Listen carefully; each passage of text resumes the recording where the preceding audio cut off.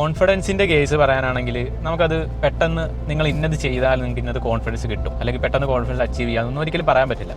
വേറെ ഒന്നും കൊണ്ടല്ല, കോൺഫിഡൻസ് ശരിക്കും പല കാര്യങ്ങളും മാറ്റർ ചെയ്താണ് ഇരിക്കുന്നത്. ഓക്കെ, ചില ആൾക്കാർക്ക് അവർക്ക് അത്യാവശ്യം നല്ലൊരു ക്യാപിറ്റൽ ഉണ്ടെങ്കിൽ അവർ കോൺഫിഡൻ്റ് ആയിരിക്കും ട്രേഡിങ്ങിൽ.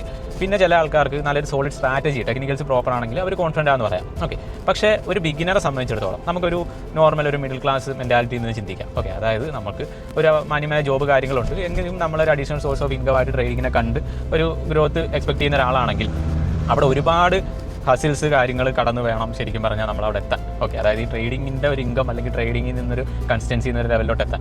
അപ്പോൾ end of the day confidence കിട്ടണമെങ്കിൽ 2-3 കാര്യങ്ങൾ നമുക്ക് ഒന്ന് അലൈൻ ആയിരിക്കണം. അപ്പോൾ അതിൽ ഫസ്റ്റ് വൺ എന്ന് പറയുന്നത് ഞാൻ ഈ പറഞ്ഞ പോലെ നിങ്ങൾക്ക് സോൾഡ് ആയിട്ട് ഒരു സ്ട്രാറ്റജി, അതായത് എന്താണ് മാർക്കറ്റിൽ ചെയ്യുന്നത്, നിങ്ങൾ എന്താണ് പ്രോപ്പറായിട്ട് ചെയ്യുന്നത് എന്നുള്ളത് അറിയുക എന്നത് വളരെ ഇമ്പോർട്ടൻ്റ് ആയിട്ടൊരു കാര്യമാണ്. ഓക്കെ, ടെക്നിക്കൽസ് നമുക്ക് ഇമ്പോർട്ടൻറ്റ് തന്നെയാണ്. അത്രത്തോളം ഇമ്പോർട്ടൻ്റ് ആണെന്ന് ചോദിച്ചാൽ അല്ല, 100% ടെക്നിക്കൽസ് മാത്രം പോരാ. കാരണം നമുക്ക് 20% ശരിക്കും ടെക്നിക്കൽ, അതായത് ആ എഡ്ജ് ആവശ്യമുള്ളൂ.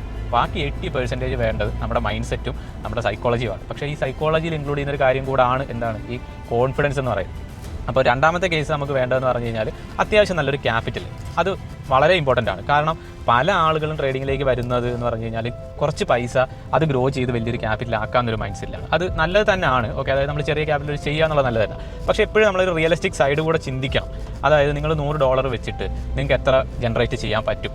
ഇപ്പോൾ ഒരു 100 പേരിൽ ഒരാൾക്കായിരിക്കും ചിലപ്പോൾ ആ $100 കൺസിസ്റ്റൻ്റ് ആയിട്ട് എല്ലാ മന്തും ഗ്രോ ചെയ്ത് ഒരു 1000-1000 എത്തിക്കാൻ പറ്റുന്നത്. അതൊരു റെയർ കേസ് സിനാരിയോ ആണ്, പറ്റില്ലെന്നല്ല, ബട്ട് റെയർ ആണ്. പക്ഷേ മറിച്ച് നിങ്ങൾ ആലോചിച്ച് നോക്കുക, നിങ്ങൾക്കൊരു മിനിമം ഒരു $5000 ഒക്കെ ക്യാപിറ്റലുള്ള ഒരു വ്യക്തിയാണെങ്കിൽ ഓക്കെ, നിങ്ങൾക്ക് മന്ത്ലി ഒരു $50 അല്ലെങ്കിൽ ഒരു $100 ക്രിയേറ്റ് ചെയ്യാൻ പറ്റത്തില്ലേ, അല്ലെങ്കിൽ ജനറേറ്റ് ചെയ്യാൻ പറ്റത്തില്ലേ? It's possible. അവിടെ അത് ഒരു റെയറിറ്റി ഇല്ല. അതായത് നമുക്കൊരു സോളിഡ് സ്ട്രാറ്റജി ഉണ്ടെങ്കിൽ നിങ്ങൾക്ക് പോസിബിൾ ആണ്. അപ്പോൾ ഈ കോൺഫിഡൻസ് ഗെയിൻ ചെയ്യണമെങ്കിൽ ഈ ഒരു കാര്യം ഇമ്പോർട്ടൻ്റ് ആണ്. നമ്മൾ ചെയ്യുന്ന കാര്യങ്ങൾ മനസ്സിലാക്കി ചെയ്യുക. രണ്ടാമത്തെ കാര്യം, ഇതിൽ നിന്ന് നമുക്കൊരു ഇൻകം ഉണ്ടാക്കാൻ പറ്റും എന്ന് നിങ്ങൾക്ക് മനസ്സിലാകുന്നിടത്താണ് നിങ്ങളുടെ കോൺഫിഡൻസ് കിട്ടുന്നത്.